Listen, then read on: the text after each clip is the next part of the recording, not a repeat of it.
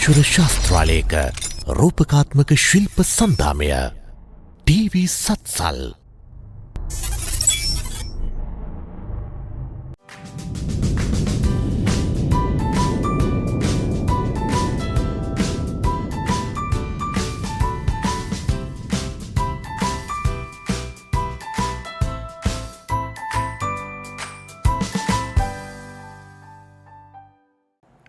සුබ දවසක් ආදරණීය දුව පුතේ ඔන්න අපි අදත් එකතු වෙලා තියෙනවා අදිති ප්‍රශ්න පත්‍ර මාලාවේ පස්වන ප්‍රශ්න පත්‍රයත් එක්ක.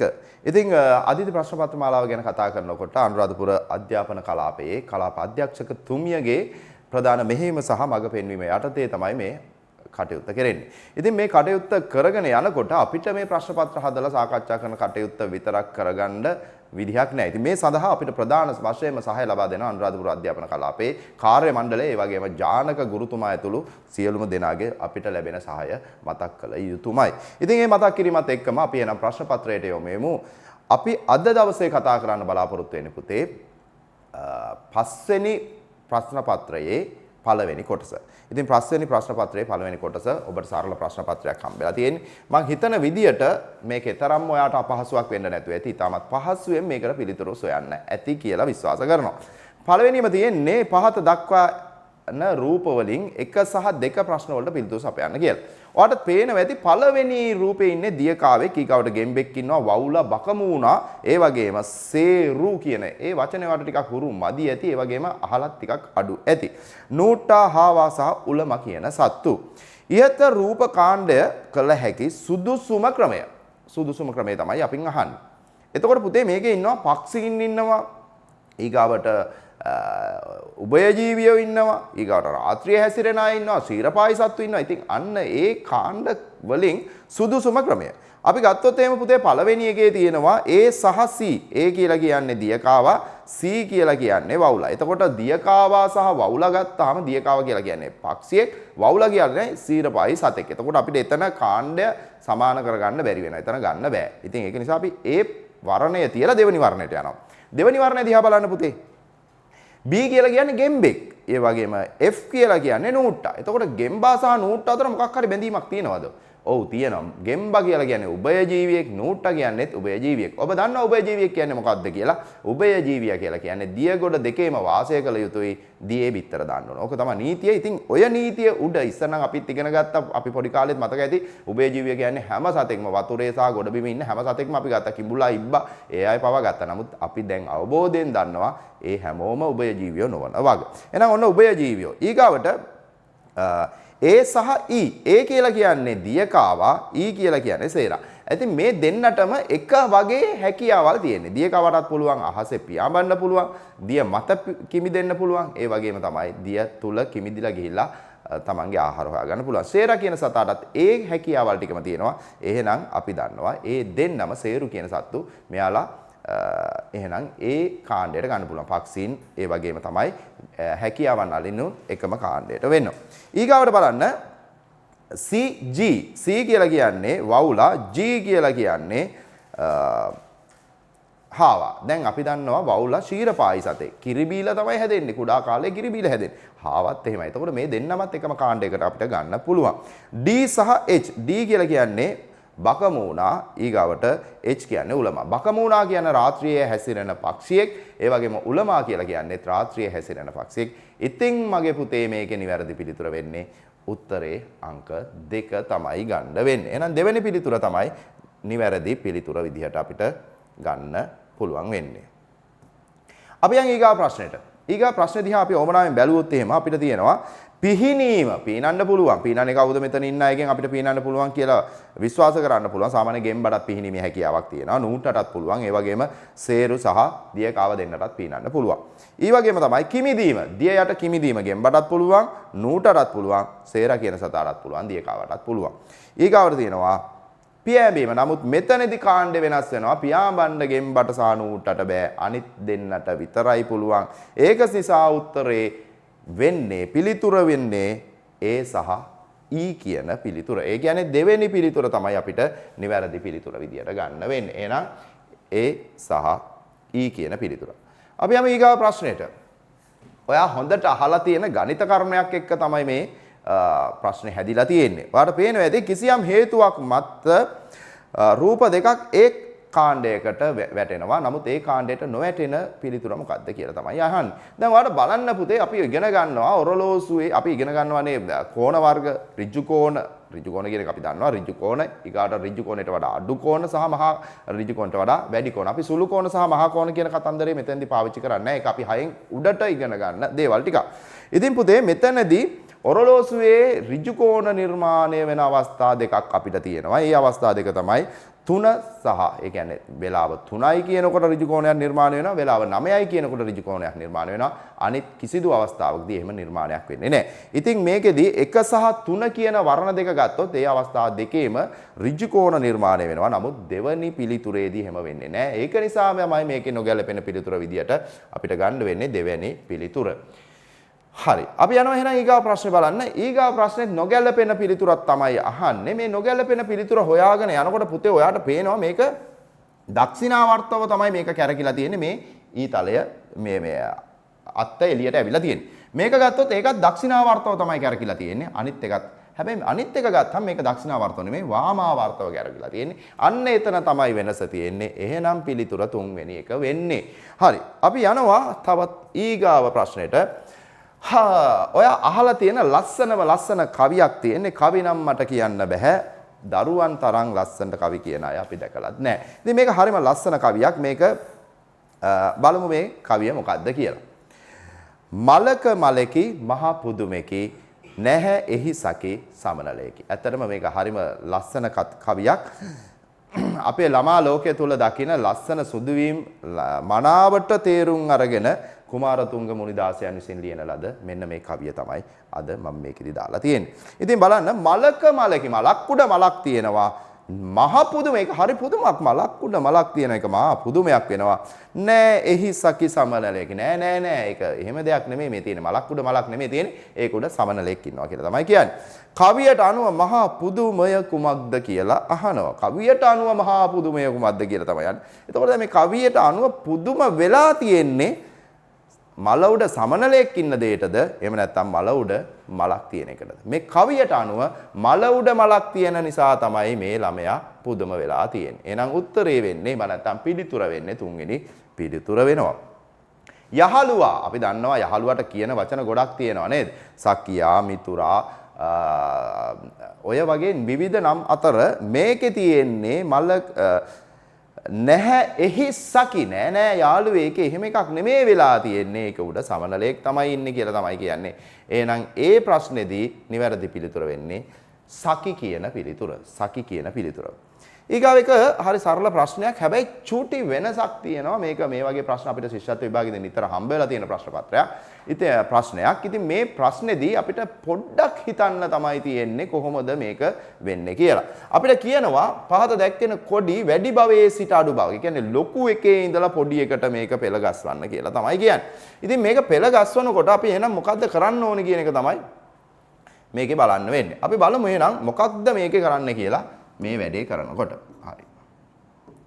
අපි බලමු පැටියෝ මේකේ තියෙනවා මුලින්ම තියෙනවා මේක ලොකුම එක. එහෙනම් ඒක මුලට අනිවාර්යයෙන්ම එන්න ඕනේ. ඊගාවට එහෙනම් මේකේ තියෙනවා දෙවෙනි එකට වෙන්නේ මේක, තුන්වෙනි එකට එන්නේ මේක, හතර මේක, එහෙනම් පහ මේක.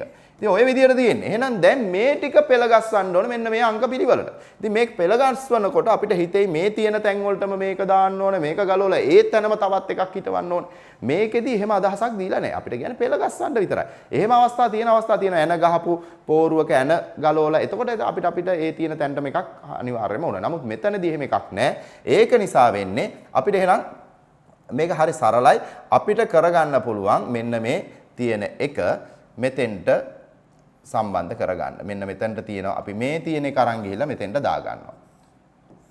ඊගාවට මෙන්න මේ තියෙන එක අරන් ගිහින් මෙතෙන්ට දා ගන්නවා. එහෙම නැත්නම් අපිට තව ක්‍රමයකුත් තියෙනවා. ඉතින් මේක අනිවාර්යයෙන්ම වාර දෙකකින් මොනවා කරුවත් කරගන්න පුළුවන්. එහෙනම් දේවතාවකින් මේ වැඩේ සිද්ධ වෙනවා. ඉතින් එහෙනම් ඔයාගේ නිවැරදි පිළිතුර ඔයා නිවැරදිව තෝරගෙන ඇති තුන්වෙනි වර්ණය විදිහට. අපි යමු ඊගාව ප්‍රශ්නේ බලන්න. ඊගාව ප්‍රශ්නේ තියෙන්නේ පහත දැක්වෙන්නේ කුඩා ගණක කැට දෙකකින්. ගණක කැටක දෙකක් තමයි තියෙන්නේ. තරමක් විශාල ගණකයක් සාදා ගැනීමට උවමනා අවම, ඒ කියන්නේ මීට වඩා ටිකක් ලොකු ගණකයක් හදාගන්න උවමනා අවම ගණක. අවම කියන එකක් තියෙනවා. එතකොට අපිට මෙතනින් එහාට ගියපුවාම ගණක ගොඩක් හදා ගන්න පුළුවන්. නමුත් අවම කියන අදහසත් එක්ක අපිට කීයක් ඕනද කියලා තමයි අහන්නේ. අපි එහෙනම් බලමු මේ වගේ එකකදී පුතේ ගණකයක් කියලා කියන්නේ මොකද්ද? ගණකයකදී ගණකයක් නිර්මාණය කර ගැනීමට අපිට උවමනා වෙන කාරණා මොනවද කියලා චුට්ටක් ඉස්සලා අවබෝධයක් අරගෙන අපි උත්තරේ හොයාගෙන යමු. සාමාන්‍යයෙන් ගණකයක් නිර්මාණය වෙන්නේ එකම සංඛ්‍යාව 3 පාරක් ගුණ වෙන්න ඕනේ. ඒ කියන්නේ උස දිග පළල කියන කාරණා 3 ගුණ වුණාම තමයි ගණකයක් නිර්මාණය වෙන්නේ. එහෙනම් මේකේ එක ගුණ කිරීම එක කියලා උත්තරේ විදියට එනවා. එක කියන්නේ එහෙනම් ගණකයක්. ඒ වගේම තමයි දෙක ගුණ කිරීම දෙක. එහෙනම් මේකේ දෙවරක් දෙක 4යි 4 වරක් දෙක 8යි 8 කියන්නේත් ගණකයක්. ඒ වගේම 3 ගුණ කිරීම 3 එහෙනම් 27 කියන්නේත් ගණකයක්. 4 ගුණ කිරීම 4 කියන්නේත් 64 කියන්නේත් ගණකයක්. එහෙනම් 5 ගුණ කිරීම 125 කියන්නේත් ගණකයක්. ඔන්න ওই විදිහට තමයි ගණකයන් නිර්මාණය කරගන්න පුළුවන් වෙන්නේ. මෙතනදී එතකොට අපිට මේ තියෙන ගණක කැට දෙකට ආසන්නයේම තියෙන ගණකයන් නිර්මාණය කරගන්න අවස්ථාව වෙන්නේ මෙන්න මේක. ඒ කියන්නේ මේ අවස්ථාව. එහෙනම් මෙතන ගණක කැට දෙකක් තියෙනවා. තව එහෙනම් අපිට අවශ්‍ය වෙන්නේ ගණක කැට 6ක් විතරයි. එහෙනම් ඔබගේ නිවැරදි පිළිතුර විදියට ඔබ තෝරලා ඇත්තේ දෙවැනි පිළිතුර. ඒක තමයි නිවැරදි වෙන්නේ. අපි යමු එමනම් ඊගාව ප්‍රශ්නය බලන්න. තරමක් හිතන්න ඕන ප්‍රශ්නයක්. සාමාන්‍යයෙන් අපි දන්නවා ශිෂ්‍යත්ව ප්‍රශ්න පත්‍රයේත් ඔක්කොම සියලුම දේවල් අපිට එකම විදිය හම්බ වෙන්නේ නැහැ. ඉතින් ඒක නිසා තරමක් වැඩිපුර හිතන්න ඕන ප්‍රශ්නක් තියෙනවා. මේක තරමක් ඔයාලට තේරුම් ගන්න ටිකක් ඔබගේ වෙනදා හිතනවට වඩා හිතන විදියේ වෙනසක් කරොත් මේක හරිය දේශයෙන් කරගන්න පුළුවන් වෙනවා. අපි බලමු මොකද්ද මේ කියන්නේ කියලා. වෙලෙන්දෙක් අඹගෙඩි 6ක්. අඹගෙඩි 6ක් රුපියල් 100 ගානේ අරගෙන අඹගෙඩි 2ක් රුපියල් 60 ගානේ විකුණනවලු. රුපියල් 400ක ලාභයක් ගන්න නම් වෙලෙන්දා අඹගෙඩි කීයක් විකුණන්න ඕනද කියලා තමයි අපෙන් අහන්නේ. ඉතින් මෙන්න මේ ප්‍රශ්නය කොයි විදියටද අපි එහෙනම් විසඳන්නේ කියලා අපි මුලින්ම බලමු.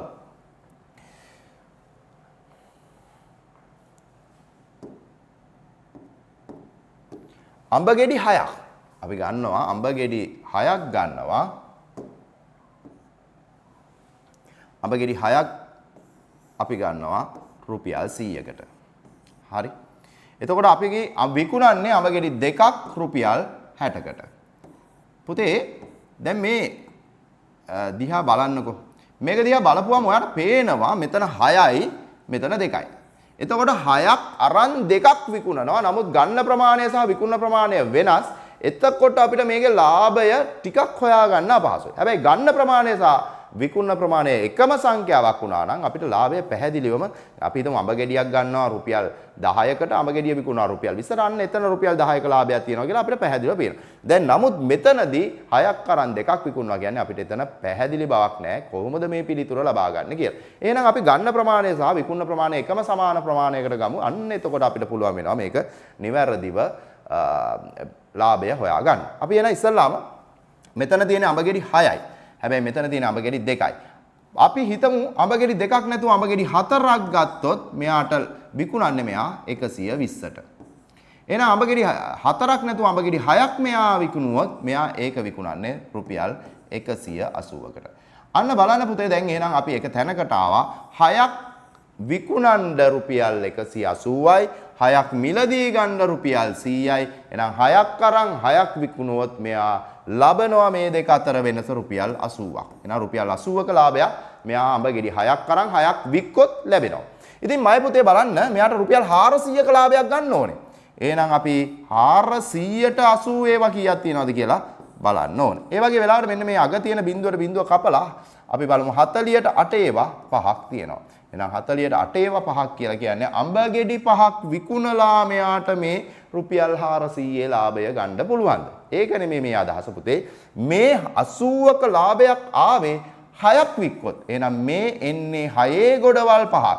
එහෙනම් 6 වරක් 5 30යි. අඹගෙඩි 30ක් වික්කොත් තමයි මෙයා රුපියල් 400ක ලාභයක් ලබන්නේ. ඉතින් ඔන්න ඔය විදිහට අපිට මේ ප්‍රශ්නේ බොහොම සරලව විසඳ ගන්න පුළුවන්. අපි යමු එහෙනම් ඊගාව පිළිතුරට. මේකේ පිළිතුර විදිහට ඔයා තෝරලා ඇත්තේ තුන්වෙනි පිළිතුර නිවැරදි පිළිතුර විදිහට වෙන්නේ. අපි යමු ඊගාව ප්‍රශ්නේ බලන්න. ඊගා ප්‍රශ්නෙත් හරිම සරල ප්‍රශ්නයක්. ඒක එච්චර අපහසු නෑ. ඔබ හොඳින් දන්න, ඔබට හොඳට තේරෙන, ඔබ නිතර ක්‍රීඩා කරනකොට මේ වගේ අවස්ථා ඔබට ලැබිලා තියෙනවා. අපි ඒක නිසා ඒ වගේ ප්‍රශ්නයකට යමු බලන්න. ක්‍රීඩාවක් සඳහා ළමයි පිරිසක් A B කණ්ඩායම් විදියට බෙදෙනවා. අපි දන්නවා ඉස්කෝලේදීත් අපි නිතර ওই විදියට කරනවා. කණ්ඩායම් දෙකට වෙන් කරනලාදී A කණ්ඩායමේ මෙන් 3 ගුණයක් B කණ්ඩායමේ සිටිනවා. හරි. ඔන්න ඒක අපි ඇඳගමුක බලන්න. ඔය කියන කතාව ගණිතේ අපිට අමාරු වෙන්නේ අපි ගණිතේ කියවන්නේ නැතිකමයි. ගණිතේ කියවලා අවබෝධ කරගන්නේ නැතිකමත් එක්ක තමයි අපිට ගණිතේ අපි අමාරුයි ගණිත ගැටලු බෑ වගේ අදහසක් ඔළුවට එන්නේ. අන්න ඒක නිසා අපිට ගණිත ගැටලු බෑ නෙමෙයි අපි ගණිත ගැටලු කියවන්න කැමති නෑ. ඒකයි වෙලා තියෙන්නේ. එහෙනම් අපි බලමු A සහ B කියලා කණ්ඩායමක් තියෙනවා. මේකේ අපිට කියනවා පුතේ A කණ්ඩායමේ වගේ 3 ගුණයක් B කණ්ඩායම. අපි A කණ්ඩායමට බිඳුවක් දැම්මොත් අපි A කණ්ඩායමට බිඳුවක් දාගත්තොත් B කණ්ඩායමේ ඒ වගේ එහෙනම් බිඳු 3ක්. ඒ කියන්නේ 3 ගුණයක්. හරි. ඊට පස්සේ ආයේ අපිට කියනවා මෙයා මේ ප්‍රශ්නේ අපිට කියනවා මේකට තවත් ළමයි 10 දෙනෙක් ආවොත් තවත් ළමයි 10 දෙනෙක් ඒ කණ්ඩායමට ආවොත් දෙපැත්ත සමානයිලු. හරිනේ නේද? එහෙනම් ළමයි 10 දෙනෙක් මේකට ආවොත් දෙපැත්ත සමානයි. දැන් එන අපිට මේ ප්‍රශ්නේ විසඳ ගන්න හරි ලේසි. මෙන්න මේ බිඳුවට මෙන්න මේ බිඳුව අයින් කරපුවාම මෙතන ඉතුරු වෙනවා 10ක්. ඒ 10 සමාන වෙන්නේ මේ දෙන්නට. ඒ 10 කාටද? මේ දෙන්නට සමාන. එහෙනම් එක බිඳුවක අගය වෙනවා 5. 10 දෙකෙන් බෙදපුවාම 5යි. මේ හැම එකකම අගය 5යි. එහෙනම් ඔයාලට පේනවා ඇති මෙතන 5 ගොඩවල් 4ක් සහ 10ක් තියෙනවා වටිනාකම. එහෙම නැත්නම් ඔක්කොගේම එකතුව 30ක් තමයි වෙන්නේ. එහෙනම් හරි සරලව මේක අවබෝධ වෙන්නේ නැති කියලා විශ්වාස කරනවා අපි. එහෙනම් ඊගාව ප්‍රශ්නෙට යමු. හරි. ඊගාව එක අපි කවුරුත් කැමති අයිස්ක්‍රීම් කන්න. ඉතින් මේ අයිස්ක්‍රීම් කන්න ගියපුවාම මේ අත්දැකීම් දැන් නම් ටිකක් අඩුයි. මොකද අර ගෙවල් වලට පෝපි කගා අයිස්ක්‍රීම් විකුණන්න එන අයිස්ක්‍රීම් මාමලා අපිට දැන් හම්බ වෙනවා ටිකක් අඩුයි. ඉතින් අපිට පොඩි කාලේ අත්දැකීම තිබ්බා. අපි රුපියල් 2ක් වගේ අරගෙන ගිහිල්ලා මේ අයිස්ක්‍රීම් මාම පස්සේ ගිහින් අයිස්ක්‍රීම් එකක් ආපු ඒ සුන්දර අතීතයක් අපිට තිබ්බා. දැන් අපිට නැති වුණාට. පහත රූපයේ දැක්වෙන ආකාරයට කෙවින් තප්පරයට මීටර 10ක්. තප්පරයකට මීටර 10ක් දුවනවා කියන්නේ ඒක ලොකු ගැම්මක්.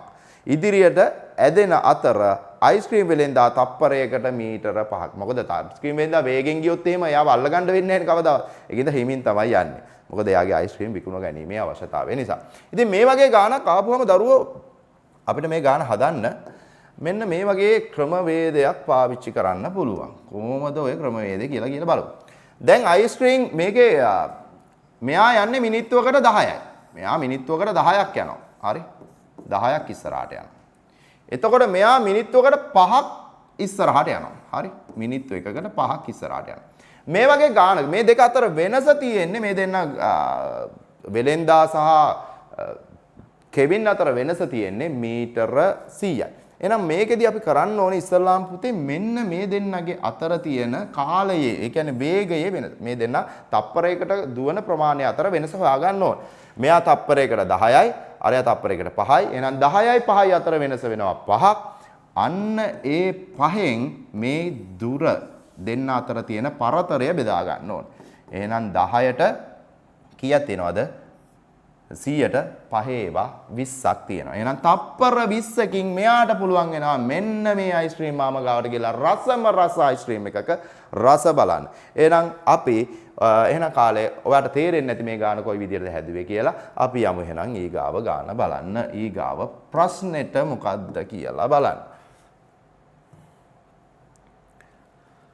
හරි. ජානු කියලා කෙනෙක් ඉන්නවා කියමුකෝ. මෙන්න මේ ජානුගේ බිත්ති ඔරලෝසුවේ මිනිත්තු 5ක් වැඩිපුර පෙන්නනවා. එයාගේ ඔරලෝසුවේ මිනිත්තු 5ක් වැඩිපුර පෙන්නනවා. එම ඔරලෝසුවේ වේලාවෙන් පෙරවරු 7ට රැකියාවට යන. දැන් මෙයා පෙරවරු 7ට උදේ රැකියාවට යනවා ජානු. ඒ අවස්ථාවේ ගිහිල්ලා එයා රැකියා ස්ථානයේ ඔරලෝසුව බලනකොට 8:20යි. හැබැයි රැකියා ස්ථානයේ ඔරලෝසුවේ මිනිත්තු 10ක් අඩුවෙන් තමයි පෙන්නන්නේ. ඒ කියන්නේ මිනිත්තු 10ක් අඩුයි. එතකොට මේ වගේ ගානක් හදනකොට කොහොමද අපි මේ ගාන විසඳගන්නේ? එතකොට දැන් අපිට හිතෙනවා අරගේ මිනිත්තු 5ක් වැඩිපුර ගමන් කරනවා අනිත් එකේ මිනිත්තු 10ක් අඩුවෙන් ගමන් කරනවා. ඉස්සලාම අපි ඇත්තටම ජානු ගෙදරින් යන්න ඇත්තේ කීයටද කියලා හිතා ගන්න වෙනවා. අපි බලමු ජානු කීයටද ගෙදරින් යන්න ඇත්තේ කියලා. ජානු ගෙදරින් යනවා පෙරවරු දැන් මෙයා කියන විදිහට 7ටනේ ගිහිලා තියෙන්නේ. ඒ වුණාට හැබැයි මෙයාගේ මිනිත්තු 5ක් වැඩිපුර පෙන්නනවා. ඒක නිසා මෙයා ගිහින් තියන්නේ නම් 7ට නෙමෙයි. මෙයා 7ට නෙමෙයි ගිහිල්ලා තියෙන්නේ 6:55ට. පෙරවරු 6:55ට. ඊට පස්සේ අපිට කියනවා මෙයා ගිහිල්ලා ඔරලෝසුවේ ගිහිල්ලා වැඩපළට ගිහිල්ලා ඔරලෝසුව බලනකොට ඔරලෝසුවේ තියෙනවලු වෙලාව 8:20යි කියලා. හැබැයි මේ ඔරලෝසුවේ වෙලාව මිනිත්තු 10ක් අඩුවෙන් පෙන්නන්නේ. එහෙනම් මේකේ සැබෑ වෙලාව මේක නෙමෙයි. සැබෑ වෙලාව 8:30යි. එහෙනම් දැන් අපි දන්නවා මෙයා ගිහින් තියෙන 6:55ට සැබෑ වෙලාවම තියෙනවා 8:30ට. එහෙනම් මේ දෙක අතර වෙනස හොයාගන්න අපි මේක අඩු කරන්න ඕනේ. එහෙනම් අපි අඩු කරමු. අපි කොහොමද අඩු කරන්නේ? මේ පැත්තෙන් අඩු කරන්න බැරි නිසා එහා පැත්තෙන් අපි ඉස්සල්ලාම මේ පැත්තට 60ක් අරගෙන ඉමු. එතකොට මෙතන 30 නෙමෙයි මෙතන 90 බවට පත් වෙනවා. මෙතන 7 වෙනවා. එහෙනම් 90න් 55ක් අපි දන්නවා 10න් 5 5යි. මෙතන තියෙන්නේ 8යි 8න් 5 3යි. එහෙනම් මිනිත්තු 35ක් වෙනවා. මෙතන තියෙන්නේ 7යි 7න් 1ක් 6යි. එහෙනම් පැය 1යි මිනිත්තු 35කින් තමයි මේ රැකියා ස්ථානයට ගිහිල්ලා තියෙන්නේ. ඉතින් මේ ගාන මං හිතන විදියට දක්ෂ ළමයි ඉන්න අනුරාධපුර කලාපයේ අපිට ගැටලුවක් වෙන්න නැතුව ඇති කියලා හිතනවා. එහෙනම් අපි යන් ඊගාව ප්‍රශ්න පත්‍රය බලන්න. මේක හරි සරල ප්‍රශ්න පත්‍රයක්, සරල ප්‍රශ්නයක්. අපි චූටි දේවල් ඒ වුණාට චුට්ට වරද්ද ගන්න එක නවත්ත ගන්න තමයි මේ ප්‍රශ්නේ වාට මම භාවිතා කරේ. පහත රූපයේ ගැන නිවැරදි ප්‍රකාශය තමයි අහන්නේ. ත්‍රිකෝණ 10ක් තියෙනවලු. බලමු අපි පළවෙනි වර්ණයම ගෙනවා ත්‍රිකෝණ 10ක් තියෙනවා. 1යි 2යි 3යි 4යි 5යි 6යි 7යි 8යි 9යි 10යි. ඇත්තටම 10ක් තියෙනවද? ත්‍රිකෝණ 10ක්?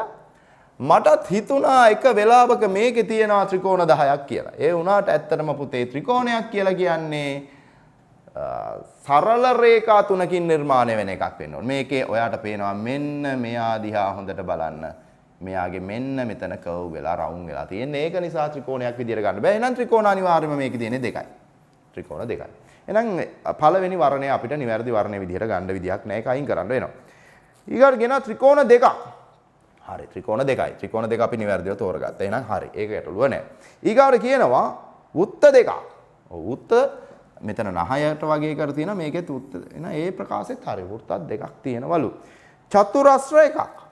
චතුරස්‍ර එකක්. එහෙනම් අපේ පිළිතුර නිවැරදි පිළිතුර විදියට තෝරගන්න පුළුවන්. දෙවෙනි වර්ණය. එහෙනම් අපි මේකේ නිවැරදි පිළිතුර දෙවෙනි පිළිතුර වෙනවා. අපි යමු ඊගා ප්‍රශ්නෙට. සෑම විටම සත්‍ය වන ප්‍රකාශය. හැම වෙලාවකම හරියන එක. මොකද්ද කියලා අහන්නේ. ඉඳලා හිටලා හරියන එක නෙමෙයි. අර අපි කනාසොට් ගහලා උත්තර හොයාගන්න ඒ වගේ නෙමෙයි. අනිවාර්යයෙන් මම මේකට උත්තරේ දන්නවා. මම මේකට පිළිතුර දන්නවා කියන තමයි යන්නේ. දැන් බලන්න පුතේ මේකේ මොකද්ද කියන්නේ කියලා. මේකත් හරි සරල ප්‍රශ්නයක්. දැන් නම් ඉතින් පිළිතුර ඇවිල්ලා තියෙන්නේ. අපි උනාට බලමු මොකද්ද මේ කියන කතාව කියලා චුට්ටක්. ත්‍රිකෝණයේ පාද තුනම සෑම විටම සමානයි. පුතේ හැම වෙලාවකම තියෙන ත්‍රිකෝණ සමානයිද? එහෙම සමාන වෙනවා සමපාද ත්‍රිකෝණයක විතරයි. හැබැයි සම දිවිපාද තියෙනවා. සමහර විට විෂම පාද තියෙන්නත් පුළුවන්. එතකොට මේවා සමාන වෙන්නේ නැහැ. එහෙනම් ඔයා දන්නවා ත්‍රිකෝණයක සෑම විටම ත්‍රිකෝණ පාද තුනම සමාන වෙන්නේ නැහැ. ඒක ඔයා එහෙනම් නිවැරදිවම දන්නවා මේක වැරදි කියන එක. ත්‍රිකෝණයකට සෑම විටම ඇත්තේ සමමිතික අක්ෂ තුනකි. ඒක වෙන්න විදියකුත් නැහැ. මොකද අපි දන්නවා සමපාද ත්‍රිකෝණයට විතරයි සමමිතික අක්ෂ තුනක් තියෙන සම්බිදි විපාදයට එකයි මේවට නම් නැත. එහෙනම් සමමිතික අක්ෂ පිහිටන්නේ හැම වෙලාවකදීම තුනක් නෙමෙයි. හැබැයි මේක බලන්න ත්‍රිකෝණයක සෑම විටම පාද තුනම සමාන හෝ පාද තුනම සමානයි අකට අපි කියනවා සමපාද ත්‍රිකෝණයක් කියලා. හෝ දිගම පාදයට වඩා අනෙකුත් පාද දෙක සමාන මේ දිග වැඩි වෙන්න ඕන. ඒක හරිනේ. අපි හිතමු දිගම පාදේ මේක නම් ඊට වඩා අනිත් පාද දෙක කොට වුණොත් අපිට ත්‍රිකෝණයක් නිර්මාණය කරගන්න බැරි වෙනවනේ. එහෙනම් මේ දෙක මීට වඩා දිග වැඩි වෙන්න ඕනේ. එහෙම වුණොත් තමයි අපිට ත්‍රිකෝණයක් නිර්මාණය කරගන්න වෙන්නේ. එහෙනම් නිවැරදි පිළිතුර විදියට තෝරගන්න ඇත්තේ මගේ දරුවෝ තුන්වෙනි පිළිතුරමයි නිවැරදි පිළිතුර වෙන්නේ. මේක තහන්නේ සෑම විටම සත්‍ය වෙන ප්‍රකාශය. අපි බලමු සඳ දැකගත හැක්කේ රාත්‍රී කාලයට පමණයි. රාත්‍රී කාලයට පමණක් නෙමෙයි දහවල් කාලයටත් අපිට සඳ හිටපු ගමන් දකින්න පුළුවන් වෙනවා අමාවක ලං වෙනකොට. චන්ද්‍රග්‍රහණයක් සිදුවන්නේ අමාවක දිනට පමණලු. සමාවක දිනට කොහොමවත් චන්ද්‍රග්‍රහණයක් සිද්ධ වෙන්නේ නැහැ පුතේ. ඒකට හේතුව චන්ද්‍රග්‍රහණයක් සිද්ධ වෙන්න නම් පුර 15ක වෙන්න ඕනේ. ඒ කියන්නේ සම්පූර්ණ හඳක් දකින්න තියෙන්න ඕනේ. හඳ නැතුව කොහොමවත් චන්ද්‍රග්‍රහණයක් සිද්ධ වෙන්නේ නැහැ. සූර්යග්‍රහණයක් සිදුවන්නේ අමාවක. අන්න එදාට නම් ඒක නිවැරදි. ඒකට හේතුව සූර්යග්‍රහණයක් සිද්ධ වෙන්නේ සූර්යයා සහ පෘථිවිය අතරට සඳ ආපුවාම සඳේ සෙවණැල්ල පෘථිවිය මත වැටුණාම මේ සෙවණැල්ල මත ඉඳලා චන්ද්‍ර හිරු දෙස බලනකොට අපිට හිර නොපෙනී යනවා. අන්න ඒක තමයි සූර්යග්‍රහණයක් වෙන්නේ. ඉතින් ඔයා මතක තියාගන්න මෙන්න මේ කවිය. අමාවකට සූර්යාට පෘචාසු වෙනවා. පසළොස්වක චන්ද්‍රයාට චපවුසු වෙනවා. මේ දෙන්නම එකතු වෙලා ග්‍රහණය වෙනවා. මේවා මතක කෙරුවොත් අපි ගුටි කනවා. ඇත්තටම අපි ගුටි කනවා තමයි. මේවා අමතක කරොත් ඉතින් ඒක අමතක නොවන විදියට මතක තියාගන්න. අමාවකට සූර්යයාට පෘචාසු වෙනවා. පෘචාසු වෙනවා. පසළොස්වක චන්ද්‍රයාට චපුසු වෙනවා. චපුසු වෙනවා. මේක මතක තියාගන්න ඕනේ මෙන්න මේ කාරණාව තමයි පුතේ. අමාවක දාට මේ ග්‍රහ වස්තු පිහිටනකොට චන්ද්‍රයා මැද පිහිටනවා. පසළොස්වක දාට ග්‍රහ වස්තු පිහිටනකොට පෘථුවිය මැදට එනවා. ඕක ඔළුවේ තියාගන්න. ඔයාට මේ ප්‍රශ්නේදී ඉස්සරහට ආයෙ වැරදෙන එකක් නැහැ. එහෙනම් පුතේ මේක නිවැරදි පිළිතුර වෙන්නේ තුන්වෙනි පිළිතුර. අපි යනවා ඊගාව ප්‍රශ්නේ බලන්න. මොකද්ද පොඩි සංඛ්‍යා රටාවක් තියෙන්නේ. ඒකත් ඊතරම්ම අමාරු සංඛ්‍යා රටාවක් නෙමෙයි මයි පුතේ මේකේ තියෙන්නේ. ඒක ඔබට පැහැදිලිවම මේකේ ඉන්න දක්ෂ දරුවන්ට ඕක ඊතරම්ම ගැටලුවක් නෙමෙයි. අපි බලමු මේක මොකද්ද වෙන්නේ කියලා. 8යි 4යි 12යි මේ දෙක එකතු වුණා මෙතෙන්ට යනවා. මේ දෙක එකතු වුණාම 18යි 9යි 27යි. එහෙනම් උත්තරේ 27 වෙනකොට අපි යනවා ඊගාව ප්‍රශ්නේ බලන්න. බලන්න ඊගාව ප්‍රශ්නෙත් පොඩි රැවටිල්ලක් වගේ ප්‍රශ්නයක් තමයි තියෙන්නේ. එච්චරම ගැටලුවක් නෙමෙයි. මේක අවබෝධය ගැන මේක ගණිතම කර්ම පදනම් කරගත්ත දෙයකටත් වඩා අවබෝධය පිළිබඳව ප්‍රශ්නයක් එකතු කරගත්ත ප්‍රශ්නයක්. ඉතින් බලමු මොකද්ද මේ වෙලා තියෙන්නේ කියලා. ඔයාලට පේනවාමයි පුතේ මෙතන මෙන්න මේ දෙක එකතුව 11 වෙනකොට මේ දෙක එකතුව 7 වෙලා තියෙනවා. ඒක තමයි මේ කියලා තියෙන්නේ. ඊගාවට බලන්න මෙන්න මේ දෙකේ එකතුව 1යි. එහෙනම් මෙතෙන්ට එන්න ඕන එක. මේ දෙකේ එකතුවත් 1යි. එහෙනම් ඒකේ එන්නත් ඕනේ එක. එහෙනම් පිළිතුර වෙන්නත් ඕනේ තුන්වෙනි පිළිතුර. ඔයාට ඒක පැහැදිලිව තේරෙන්න ඇති කියලා විශ්වාස කරනවා. අපි යන් ඊගාව ප්‍රශ්නෙට. ක්‍රීඩා උත්සවයක් තියෙනවා. අපි දන්නවා මේ දවස්වල පාසල් වල ක්‍රීඩා උත්සව පවත්වන සමහර පාසල් වල ක්‍රීඩා උත්සව පවත්වලා ඉවරයි. සැලසුම් කරන අවස්ථාවක් තියෙනවා. ඉතින් මෙන්න මේ ක්‍රීඩා උත්සවයකදී මෙන්න මේම ළමයි හිටියලු 100 දෙනෙක්. අපි දන්නවා සහභාගී වෙන ළමයි ගාන 100ක් ඉන්නවලු. ඉතින් මෙන්න මේ ළමයි 100 දෙනාගෙන් ළමයි ගාන 100යි. ඔක්කොම ළමයි 100 දෙනෙක් ඉන්නවා. හරි. මේ ළමයි 100 දෙනාගෙන් ළමයි 48 දෙනෙක් කුඩ ඉහළගෙන හිටියා. 48 දෙනෙක් කුඩ. හරි. ළමයි 48 දෙනෙක් කුඩ ඉහළගෙන ඉඳලා තියෙනවා. ඒ වගේම තමයි 65 දෙනෙක් තොප්පි පැලඳගෙන හිටියලු. 65ක් තොප්පි පැලඳගෙන ඉඳලා තියෙනවා. අපි දන්නවා තොප්පි දාගත්ත ළමයි 65ක් ඉඳලා තියෙනවා. හරි. එතකොට මේ දෙකම නැතුව හිටපු ළමයි 10 දෙනෙකුත් ඉඳලා තියෙනවා. හරි. මේ දෙකම නැතුව හිටපු ළමයි 10 දෙනෙකුත් ඉඳලා තියෙනවා. එහෙනම් අපෙන් අහන්නේ මේ දෙකම නැතුව හිටපු ළමයි 10 දෙනෙකුත් ඉඳලා තියෙනවා. අපෙන් අහන්නේ තොප්පි කුඩයි දෙකම ඉහළ ගත්ත ළමයි ගාන කීයද කියලා. මේ වගේ ගානකදී දැන් මේ අපිට අදාළ වෙන්නේ නැහැ නේ මේ දෙකම නැති අය. එහෙනම් මේ 100න් මේ දෙකම නැති අය අයින් කරනවා. ඒ කියන්නේ මෙතන ඉතුරු වෙන්නේ 90යි. ඒ කියන්නේ 90 දෙනෙක් තොප්පියක් හෝ කුඩයක් අනිවාර්යයෙන්ම තිබිලා තියෙනවා. එහෙනම් 90ක් තමයි ඒ වැඩි 90යි. මෙන්න මේ 90න් 65ක් 48ක් කුඩ ඉන්නවලු 65ක් මේක. එහෙනම් අපි ඉස්සරහා මේ දෙක එකතු කරමු. 65යි 48යි එකතු කරනවා. එහෙනම් මෙතන එනවා 8යි 5යි 13න් 3 දැම්ම එකක් ඉතුරුයි. එහෙනම් 6යි 10යි 10යි 1යි 11 113ක්. එහෙනම් මේ ඔක්කොම 113ක් කුඩ හෝ අර මොනවා මේ තොප්පි හරි දාගෙන ඉඳලා තියෙනවා. හැබැයි ඉන්නේ ළමයි ඔක්කොම 90යි. එහෙනම් 113න් 90ක් අඩු කරන්න 23 දෙනෙක්. එහෙමනම් අනිවාර්යයෙන්ම කුඩ හරි කොඩයි තොප්පි කියන දෙකම භාවිතා කරලා තියෙනවා. එහෙනම් 23 දෙනෙක් කොඩයි තොප්පි දෙකම පාවිච්චි කරලා තියෙනවා. ඊගාව එක දිහා බලන්නකො. ඊගාව එක දිහා බලනකොට ඔයාලට තේරෙයි මේක අපිට 3 පාරකින් පුළුවන්ද 2 පාරකින් පුළුවන්ද? හැබැයි අහන්නේ එක කතුරු පාරකින් මේක කපන්න ඕන කියලා. අපි බලමු මේ වැඩේ කරන්න පුළුවන්ද කියලා. ඒ වගේ වෙලාවක අපි ඉස්සල්ලාම කරන්න ඕනේ මම ඒකට ඔයාට කඩදාසියක් ගත්තා. මම මෙන්න මේක මුලින්ම මේක මම කරන්නේ දෙකට නැමුවා. මෙන්න මේ විදිහට දෙකට නමා ගන්නවා. පළවෙනි අවස්ථාව දෙකට නමනවා. ඊගාට මම ඔන්න තව පාරක් නැමුවා. එතකොට අවස්ථා දෙකයි. දැන් ඔන්න අවස්ථා දෙකක් නමලා තියෙනවා. ඔන්න මම තුන්වෙනි අවස්ථාවත් නැමුවා. දැන් අවස්ථා තුනක් නමලා තියෙනවා. දැන් අවස්ථා තුනකදී මේක කැපුවොත් අපිට ඔය උත්තරේ එයිද? අපිට හරියටම ඔය කියන හැඩේම කොටස් 6කට හම්බ වෙයිද? අපි බලමු තව අවස්ථාවක් නමලා. හතරවෙනි අවස්ථාවත් නමලා මේක අපිට ලබා ගන්න පුළුවන්ද කියලා බලමු.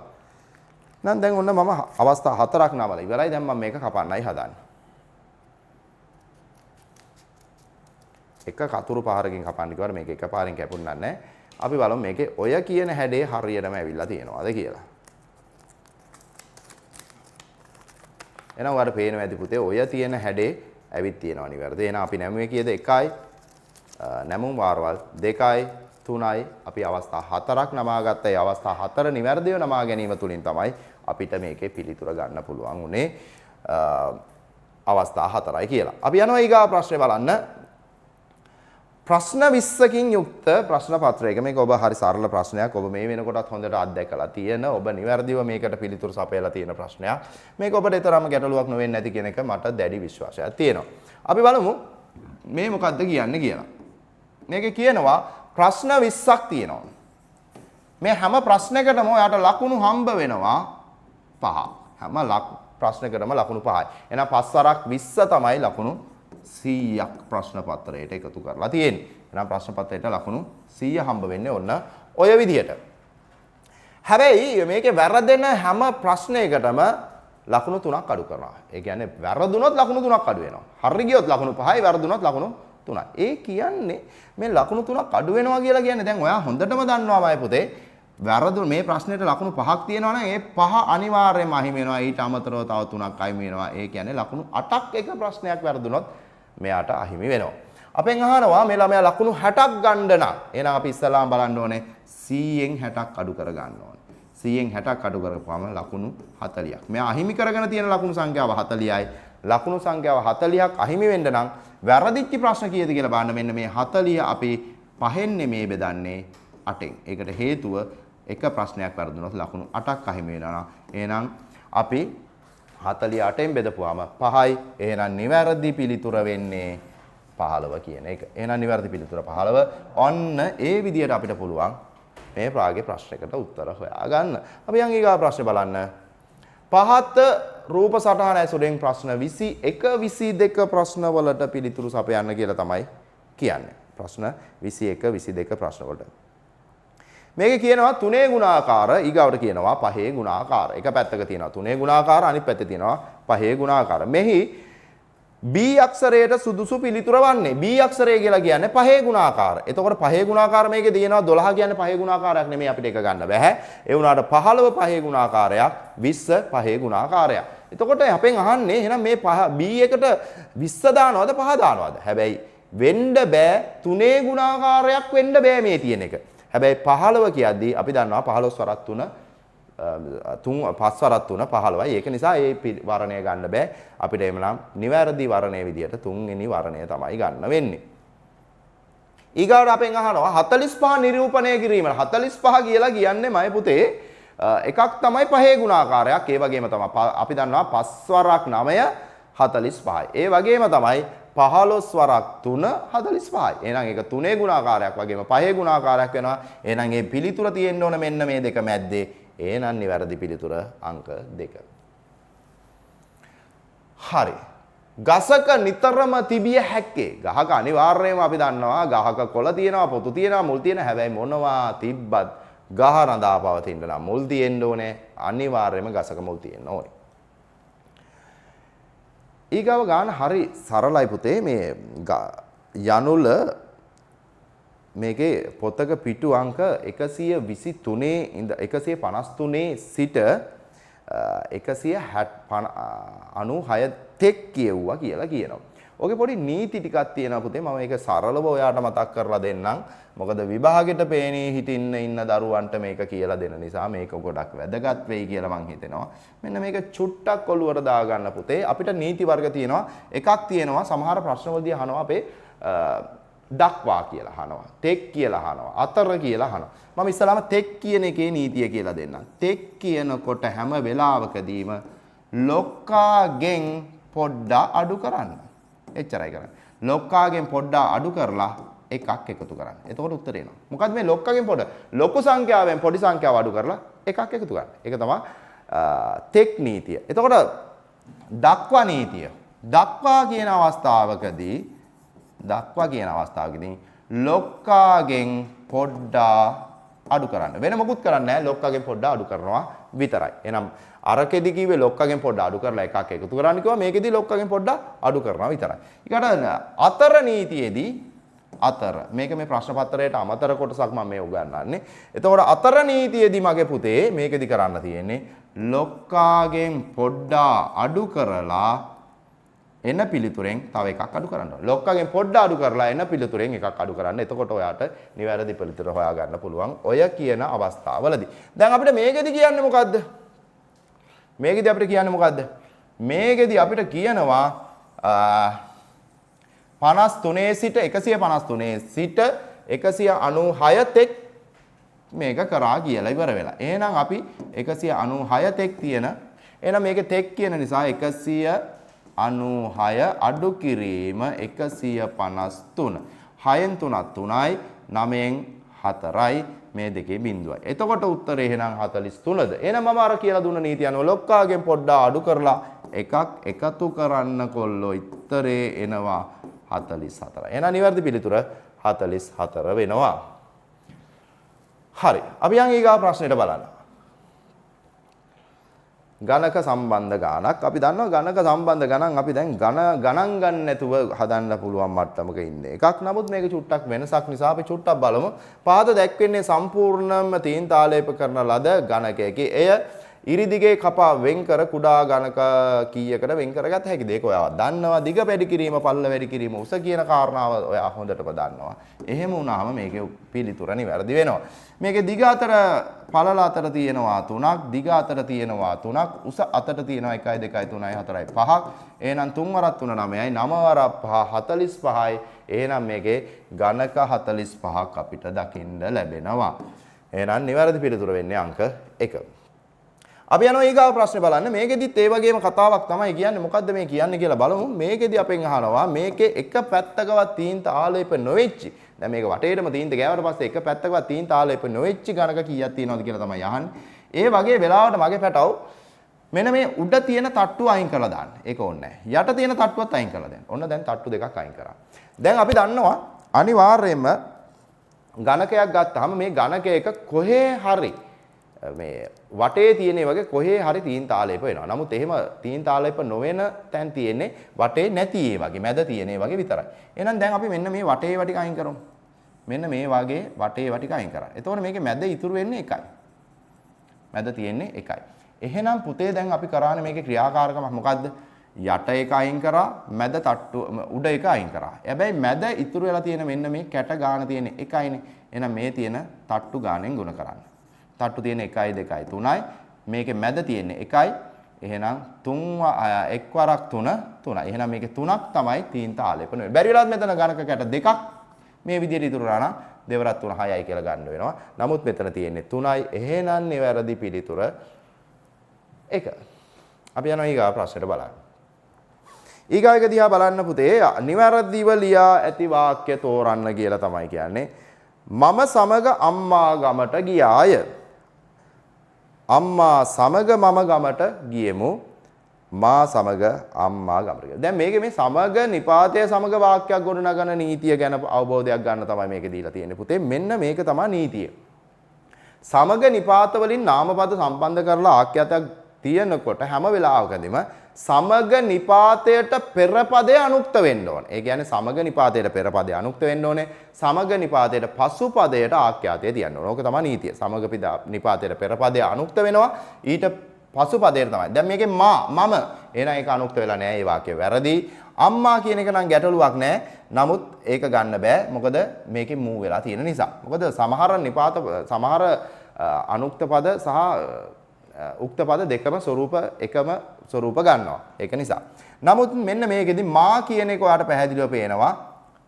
අනුක්තයි ඒ වගේම මෙතන සමග නිපාතයෙන් පස්සේ අම්මා තියෙන්නේ. ඉතින් අම්මා කියන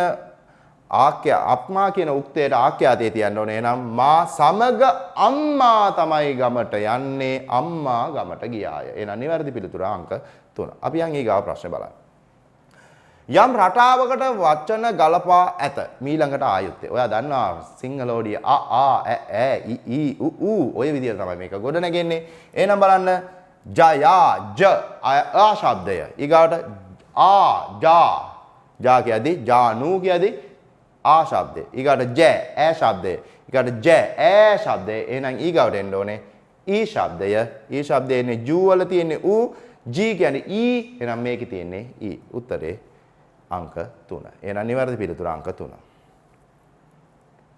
මේක හරි සරල සංඛ්‍යා රටාවක් තියෙන සංඛ්‍යා රටාව ටිකක් තේරුම් ගන්න ඕන මොකද්ද මේ කියලා තියෙන්නේ කියලා. මේක බලන්න පුතේ 3 වරක් 4 12යි 4 වරක් 5 20යි එහෙනම් 5 වරක් 6 30යි එහෙනම් පිළිතුර අංක 3. තවත් චූටි ගැටලුවක් මොකද්ද මේ චූටි ගැටලුවේ තියෙන චූටි බව කියලා අපි බලමු මොකද්ද වෙලා තියෙන්නේ කියලා.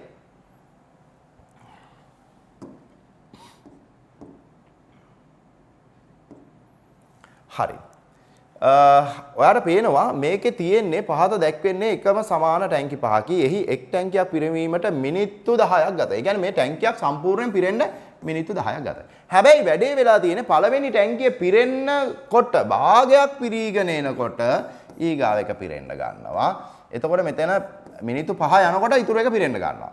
ඊගාව එකේ මේකේ භාගයක් පිරීගෙන එනකොට මිනිත්තු 5 යනකොට අනික පිරෙනවා. ඊගාව එකෙත් මිනිත්තු 5 යනකොට අනික පිරෙනවා. ඊගාව එකෙත් මිනිත්තු 5 යනකොට අනික පිරෙනවා. හැබැයි ඊගාව එකේ මිනිත්තු 5න් පස්සේ පිරෙන්න එකක් නැහැ. මේක සම්පූර්ණයෙන්ම මිනිත්තු 10ම ගන්නවා. එතකොට දැන් ඔයා බලලා ඉතින් මේක මිනිත්තු 10ක් කොහොමද යනවනේ කියලා. යනවා තමයි. හැබැයි යනවා වුණාට මේ මිනිත්තු 5 පිරෙනකොට මෙයාගේ මිනිත්තු 5ක් මෙයා ඉල්ලගෙන තමයි මෙයා පිරෙන්නේ. මෙයාගේ මේ මිනිත්තු 5 මේ පිරෙන ටයිම් එකේදී තමයි මෙයා පිරෙන්නේ. එතකොට මේ එකක් පිරෙන්න ඇත්තනම ගත වෙලා තියෙන්නේ මිනිත්තු 5යි. මෙයාට 5යි, මෙයාට 5යි, මෙයාට 5යි, මෙයාට 5යි. එහෙනම් අවස්ථා 4ක් 5 ගානේ ගන්නවා. අන්තිම එක්කෙනා විතරයි මිනිත්තු 10ම ගන්නෙ. එහෙනම් 4 වරක් 5 20යි, 20යි 10යි 30යි. එහෙනම් නිවැරදි පිළිතුර වෙන්නේ 30යි. පහත සිදුවීම් අනුපිළිවෙලට පෙළගස්වන්න කියලා කියනවා. පහත සිදුවීම් අනුපිළිවෙලට පෙළගස්වන්න කියනකොට අපි දන්නවා කුඩා කාලේ අපි පුඩා කාලේ නම් සරුංගල් කෝටු කපලා ලස්සන්ට ඇලෙවුවා. දැන් නම් අපි සරුංගල් මිලදී ගන්න තැනට නියවිලා තියෙන්නේ. වෙසක් කූඩුවක් මිලදී ගන්න තැනට නියවිලා තියෙන්නේ. ඉතින් ඒක නිසා ඔයාට මේ අත්දැකීම ගැන ලොකු අවබෝධයක් සමහර විට නැතුව ඇති. ඉස්සලාම සරුංගලේ හදන්න ඕනේ ඊගාවට ඒකට කොළ අලවලා වලිගය එකතු කරනවා එහෙම නැත්නම් රැලි දානවා පස්සේ අපි මේක ආසාවෙන් වෙල්ෙලි වල ගෙනිහිල්ලා උඩ යවනවා හැබැයි ඊට පස්සේ මේක නූල කැඩිලා කූරිය ගහනවා කියලා අපි කියන්නේ මේක වැටුනහම අපි අඬ ගෙදර එනවා එහෙනම් නිවැරදි පිළිතුර මේකේ වෙන්නේ 3 වෙනි පිළිතුර ඒත් එකම ආදරණීය දුව පුතේ අපේ අදිති කණ්ඩායමේ හිටියා අපේ දක්ෂ ගුරුවරයෙක් ටොරින්ටන් කියලා. ඉතින් මේ ටොරින්ටන් ගුරුතුමා කතිකාචාර්යවරයෙක් විදියට විද්‍යාපීඨවල අධ්‍යාපන කටයුතු සඳහා යොමු වෙලා තියෙනවා. ඒ සුබ මතක් කිරීමත් මේ මොහොතේ මතක් කරනවා. මොකද අපේම ආදරණීය විදුහල්පතිවරයෙක් අපේ සහෝදරයෙක් ඒ වගේම අපේ ආදරණීය අයියා කෙනෙක්. ඉතින් තමන්ගේ හැකියාවන් සහ දක්ෂතාවයන් මත ඉදිරියට යාම ගැන අපි හදවතින්ම අදිති කණ්ඩායම විදියට සතුටු වෙනවා. එයත් මතක් කරමින් අපි ඊගාව ප්‍රශ්නෙට යොමු වෙමු. හරි. මේක කියන්නේ මින්තුල උදෑසන පාසල් යන විට. මින්තුල උදෑසන පාසල. උදේට ඉර කොයිද තියෙන්නේ පුතේ? උදේට ඉර තියෙන්නේ අපි දන්නවා උදේට ඉර තියෙන්නේ නැගෙනහිර දිසාවේ. අපි එහෙනම් බලමු මේ කොහොමද මේ ගාන හදන්නේ කියලා.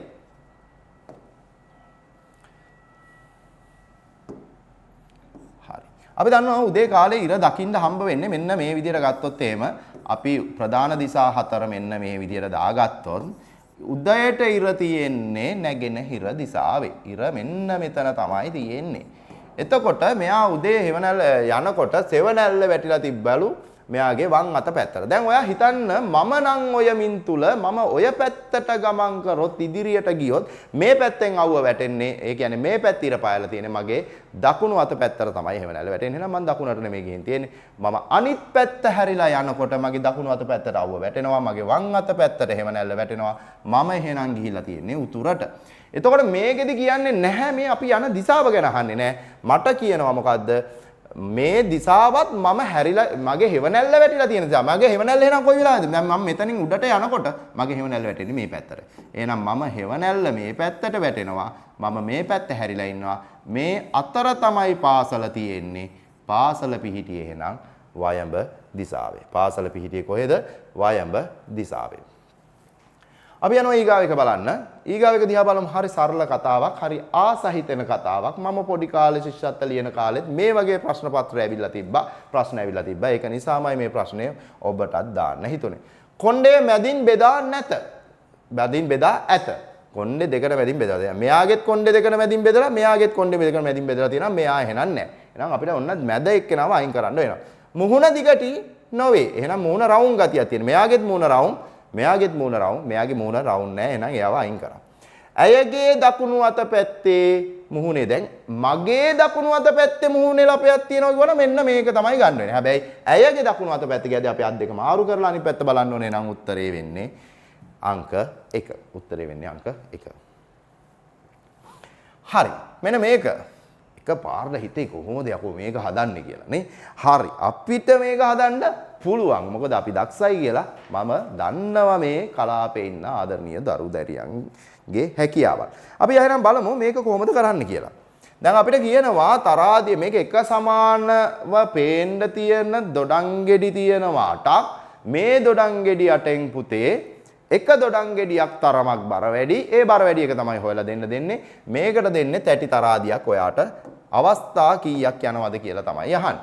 මේක හරි සරල කතාවක්. හැබැයි ප්‍රායෝගිකව හිතනකොට පොඩි ගැටලුවක් තියෙනවා මේක කොහොමද කරන්න කියලා. අපි බලමු. පුතේ මේකට තැටි තරාදියට අපි තැටි තරාදිය නිකන් සරලව ඇඳගමු. right. මේකට දානවා පුතේ ඉස්සරලාම මේ පැත්තට ගෙඩි 3ක්. කොයි පැත්තට දාන්නේ? මේ පැත්තට ගෙඩි 3යි මේ පැත්තට ගෙඩි 3යි. එතකොට ගෙඩි දෙකක් ඉතුරුයි. හරි. 3 3 දාපුවාම බැරි වෙලාවත් මෙහෙම 3 3 දානකොට මේ තැටි දෙක සමාන වුණා. තැටි දෙක සමානයි කියන්නේ ගෙඩි දෙපැත්තම සමානයි. ඒ කියන්නේ බර වැඩි එකක්වත් නැහැ කියන එක. එහෙම වුණොත් අපි ඊගාව දෙක අරගෙන මේ පැත්තට එක ගෙඩියයි මේ පැත්තට එක ගෙඩියයි දානකොට අනිවාර්යයෙන්ම එක පැත්තක් බර වැඩි වෙනවා. එහෙනම් ඒකෙදි අපිට අවස්ථා දෙකකදී මේක හොයා ගන්න පුළුවන්. හැබැයි බැරි වෙලාවත් එහෙම නොවි මේ ගෙඩි 3 බර වැඩි වුණා කියලා හිතන්නකෝ. මේ ගෙඩි 3න් ওই 3 දෙපැත්තේ තියෙන එකෙන් 3ක් කියන එකෙන් බර වැඩි වුණා. ඊට පස්සේ කරන්නේ මේ ගෙඩි 3 විතරක් වෙනම අරගෙන මේ ගෙඩි 3න් ගෙඩි දෙකක් දානවා මේකට. ගෙඩි දෙකක් මේකට දානවා. මේ පැත්තට එකක් දානවා මේ පැත්තට එකක් දානවා. මෙහෙම දානකොට බැරි වෙලාවත් එකක් බර වැඩි නම් අන්න බර වැඩි එක අපි හොයා ගන්නවා. බැරි වෙලාවත් මේක සමාන වුණොත් අපි දන්නවා මේ දෙක සමානයි කියන්නේ අනිවාර්යයෙන්ම මේ ගෙඩිය බර වැඩි වෙන්න ඕන කියන එක. එහෙනම් අවස්ථා දෙකකදී මේක බොහොම සරලව කරගන්න පුළුවන්. හොඳයි පුතේ අපි ඊගා ප්‍රශ්නෙට යමු වෙමු. ඊගා ප්‍රශ්නේ තියෙන්නේ මෙහෙම සරල ප්‍රායෝගිකව හිතන්න ඕන ප්‍රශ්නයක්. මේ වගේ එකකදී වැඩිය හිතන්න යන්න එපා පුතේ. මේ තියෙන විදියටම අනිත් පැත්තටත් හිතන්න. කඩදාසියක් අරන් කපලා බලන්න පුළුවන්කමක් අපිට ශිෂ්‍යත්ව විභාගෙදී හම්බ වෙන්නේ නැහැ. මොකද කතුරු ගෙනියන්න දෙන්නේ නැති නිසා. ඒක නිසා අපි බලමු මේ වගේ එකකදී මේ තියෙන්නේ දැන් අපිට පේනවා මේ අවස්ථා 4 උඩට නැමිච්ච අවස්ථා 4 තමයි තියෙන්නේ. දැන් ඔයාලට පේනවා මේක මේ අතර නැමයි ඊගාට උඩට නැමුවා. එතකොට කපලා අයින් කරලා තියෙන්නේ මෙන්න මේ කොටස. ඒ විදියට අනිත් හැම තැනකින්ම කැපිලා අයින් වෙනවා කියලා මතක තියාගන්න. එතකොට ඔයාට මේකේ නිවැරදි පිළිතුර උත්තරේ එහෙමත් නැත්නම් නිවැරදි පිළිතුර එක විදිහට එනවා. එහෙනම් නිවැරදි පිළිතුර එක තමයි.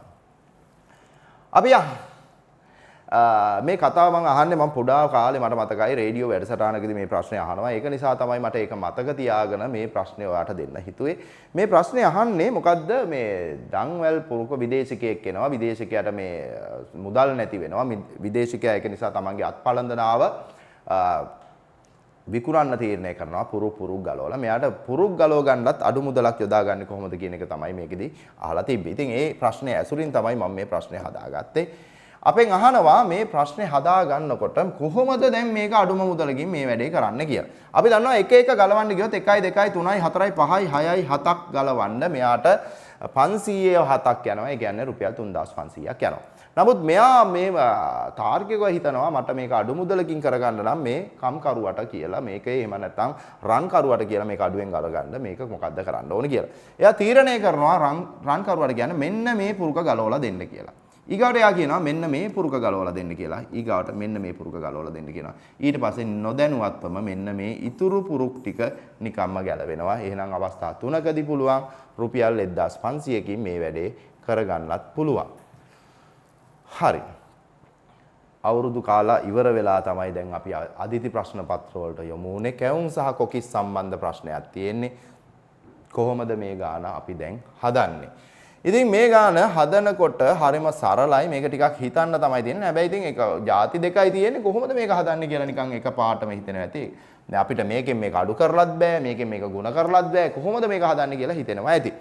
මේක හදන්න ක්‍රමවේද දෙකක් තියෙනවා. මම මේ ක්‍රමවේද දෙකෙන් ඉස්සලාම පැහැදිලි කරන්නම්. ඔයාට තේරෙයි කියලා හිතන ක්‍රමවේදයක්. ඉස්සලාම මේ ගොඩවල් දෙක එකට දැම්මොත් අපිට තියෙනවා මේකේ එහෙනම් කැවුම් ගෙඩි 5කුයි කොකිස් ගෙඩි 5කුයි. අපි මේවා වෙන් කරගමු මෙන්න මේ විදියට. කැවුම් ගෙඩියයි කොකිස් ගෙඩියයි කැවුම් ගෙඩියයි කොකිස් ගෙඩියයි විදියට. එතකොට මේකේ ගොඩවල් තියෙනවා ඔක්කොම 5. ඒ වගේ ගොඩවල් 5ක් තියෙනවා. එහෙනම් මේකේ මේ දෙකේම වටිනාකම 150යි. 150 අපි එහෙනම් 5න් බෙදපුවාම එනවා කීයක්ද? රුපියල් 30ක් වෙනවා. එහෙනම් කැවුම් ගෙඩියක සහ කොකිස් ගෙඩියක මිල වෙනවා රුපියල් 30ක්. කැවුම් ගෙඩියයි කොකිස් ගෙඩියයි රුපියල් 30යි. එහෙනම් මෙතන තියෙනවා පුතේ මෙන්න මෙතන තියෙනවා 30ක්. මෙතන තියෙනවා 30ක්. එහෙනම් 30යි 30යි 60යි මේ මෙයා ඉතුරු වෙනවා 70න් මේ ටික ගියපුවාම රුපියල් 10යි. එහෙනම් හරි සරලයි ඒ වගේ ගාණක් හදනකොට. මම ඔයාලට කිව්වා මේක හදන්න පුළුවන් තව ක්‍රමවේදයක් තියෙනවා කියලා. අපි බලමු එහෙනම් ඒක කොහොමද කරන්න කියලා. ඒ වගේ අවස්ථාවකදී මම තව ක්‍රමවේදයක් කියලා කියන්නේ මෙන්න මෙහෙම තමයි පුතේ. ඔයාලට පේනවද මේකේ තියෙන්නේ කොකිස් ගෙඩි 4යි කැවුම් ගෙඩි 2යි. ඊගාව එකට යනකොට මේකේ තිබ්බ කොකිස් ගෙඩියක් අඩු වෙලා කැවුම් ගෙඩියක් වැඩි වෙලා රුපියල් 10ක් වැඩි වෙලා. එහෙනම් ඊගාව තව ඔය විදිහටම තව වැඩක් කරොත් කොකිස් ගෙඩියක් අඩු කරලා කැවුම් ගෙඩියක් වැඩි කරොත් තව රුපියල් 10ක් මේකට එකතු කරනවා. ඒ කියන්නේ 90 වෙනවා. ඔය විදිහටම තවත් වැඩක් කරොත් එහෙම මොකද වෙන්නේ? තවත් කැවුම් ගෙඩියක් වැඩි වෙනවා. කොකිස් ගෙඩියක් අඩු වෙනවා. තවත් රුපියල් 10ක් වැඩි වෙනවා. කියන්නේ රුපියල් 100ක් වෙනවා. එහෙනම් කැවුම් ගෙඩි 5ක් රුපියල් 100යි නම් එක කැවුම් ගෙඩියක මිල හොයන්න 100 5න් බෙදන්න. එතකොට කැවුම් ගෙඩියක මිල හොයාගන්න පුළුවන්. ඒ විදිහටත් ওই ගාන හදන්න පුළුවන්. ඉතින් මේක එච්චරම අපහසු ගානක් නෙමෙයි කියලා හිතාගෙන අපි යනවා එහෙනම් අනිත් ප්‍රශ්නය බලන්න. කොකිස් 5ක් සහ කැවුම් 5ක මිල. ඔයාලට පුතේ බලන්න මේක දිහා. දැන් අපි අර ගාන හදනකොටත් කිව්වා මේකේ තියෙනවා කැවුම් ගෙඩි 5යි කොකිස් ගෙඩි 5යි. එහෙනම් කැවුම් 5යි කොකිස් 5යි හොයන්න අමුතුවෙන් දඟලන්න දෙයක් නැහැ. දෙක එකතු කරන්න රුපියල් 150යි. එහෙනම් රුපියල් 150ක් තමයි වෙන්නේ මේකේ වටිනාකම. අපි යනවා අනිත් ප්‍රශ්නෙට බලන්න.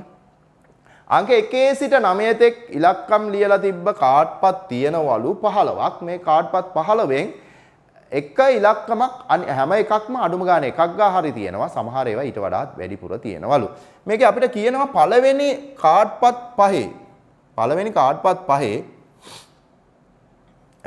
වටිනාකම 15යි. පළවෙනි කාඩ්පත් පහේ වටිනාකම. ඒ කියන්නේ අපි දැන් කාඩ්පත් පහක් ඉවරයි. ඒ කාඩ්පත් පහේ වටිනාකම 15. ඒ කියන්නේ 1 2 3 4 5 කියන මේවා ටිකේ එකතුව තමයි මේ 15 වෙලා තියෙන්නේ. එහෙනම් එතනින් එහාට තියෙනවනේ 6 තියෙන්න ඕනේ 7 තියෙන්න ඕනේ 8 තියෙන්න ඕනේ 9 තියෙන්න ඕනේ. එතකොට දැන් මෙතන කාඩ්පත් තියලා තියෙනවා මෙතන 5යි. ඔක්කොම එකතුව 9යි. 15න් 9ක් ගියපුවම තව 6ක් ඉතුරු තියෙන්නත් ඕනේ. හරි. එහෙනම් මේ කාඩ් ටික අඩුම තරමේ එක ගානේවත් තිබ්බොත් අපි ඒ ටික වෙනම එකතු කරගන්න ඕනේ. අපි 9 පැත්තකින් දියමුකෝ. මේ ටික එකතු කරගමු. 6යි 7යි 13යි 13යි 8යි 21යි. එහෙනම් මේ ටික 21ක් තියෙනවා. හරි. 6යි 7යි 13යි 13යි 8යි 21යි. එහෙනම් එතන 21ක් තියෙනවා. අපි හිතමු මෙතන තියෙන මේ 9 ඉලක්කමත් මේකට එකතු කරපුවම 7යි කියලා. එහෙනම් අපි බලමු ඉතුරු 7ම 9 ඒවා. කියන්නේ වැඩි මගයක් නේ ගන්න ඕනේ. ඉතුරු 7ම 9 ඒවා කියලා ගමු. එහෙනම් අපි දන්නවා 7 වරක් 9 54ක් වෙනවා. එහෙනම් 7 වරක් 9 54ක් නෙමේ 63ක් වෙනවා. 7 වරක් 9 63ක් වෙනවා. එහෙනම් අපි මෙන්න මේ 63 මේකට එකතු කර ගන්න ඕනේ. එතකොට 63ක් මේකට ආපුවාම 21යි 63යි එකතු වෙනවා 84ක්. ඒ විදිහට තමයි මේ ගාන හැදෙන්නේ. මම හිතනවා මගේ දරුවන්ට මේක අවබෝධ වෙන්න ඇති කියලා. අපි යන් අද දවසේ අන්තිම ප්‍රශ්නේ. මේක හරි සරල ප්‍රශ්නයක් තියෙන්නේ. අපි දැකලා තියෙනවා කඩවල වල බනිස් තියෙන එක උරේකට දාලා මේ උරේ ඇතුලේ බනිස් ගෙඩි දෙකක් තියෙනවා. පොඩි රවුම් බනිස් ගෙඩි දෙකක් තියෙනවා. ඉතින් එදා ඇවිල්ලා තිබිලා තියෙනවා ශ්‍රම දාණයට 91 දෙනෙක් එක්කෙනෙකුට බනිස් ගෙඩිය ගානේ තමයි දෙන්න තියෙන්නේ කියලා තියෙන්නේ. එහෙනම් අපි එක උරේකට තියෙන බනිස් ගෙඩි දෙකයි නම් අපි ඉස්සල්ලාම කරගන්න ඕනේ 91 දෙකෙන් බෙදා ගන්න ඕනේ. 91 දෙකෙන් බෙදපුවාම 45ක් එනවා එකක් ඉතුරු වෙනවා. එහෙනම් අපිට අනිවාර්යයෙන්ම බනිස් ගෙඩි 45ක් ඕනේ. ඒ කියන්නේ උර 45ක් ඕනේ. ඒතකොට ඉතුරු වෙච්ච එක්කෙනාටත් එකක් දෙන්න ඕන නිසා මුදලාලි දෙන්නේ නැහැ. කඩලා තනියම බනිස් ගෙඩියක් දෙන්නේ නැහැ. එහෙනම් අර උරයක් ගන්න වෙනවා. එහෙනම් අපිට උර 46ක් ගන්න සිද්ධ වෙනවා. එහෙනම් අපිට උර 46ක් ගන්න සිද්ධ වෙනවා මේ ප්‍රශ්නේ විසඳ ගන්නයි. අපි එනම් ඔන්න ප්‍රශ්න පත්‍රය ඉවර වෙනවා. ඒත් එක්කම අදිති ප්‍රශ්න පත්‍ර මාලාවේ පස්වෙනි ප්‍රශ්න පත්‍රයේ පළවෙනි කොටස සාකච්ඡාව මෙසේ අවසන් වෙනවා. ඉතින් ආදරණීය දුව පුතේ තවත් මෙවැනිම ප්‍රශ්න පත්‍රයකින් ඔබ හමු වන බලාපොරොත්තුෙන් සමුගන්නවා. අදිති ප්‍රශ්න පත්‍ර මාලාව ඔබට ශක්තියක් ජයයක් ලැබේවා කියලා ප්‍රාර්ථනා කරනවා. වගේම මෙවර ශිෂ්‍යත්ව විභාගයේදී ලංකාවේම විශිෂ්ට ජය ගැනීමට ඔබට ශක්තිය ධෛර්යය ලැබේවා කියන ප්‍රාර්ථනාවත් එක්කම සමුගන්නවා. ඔබට ජය.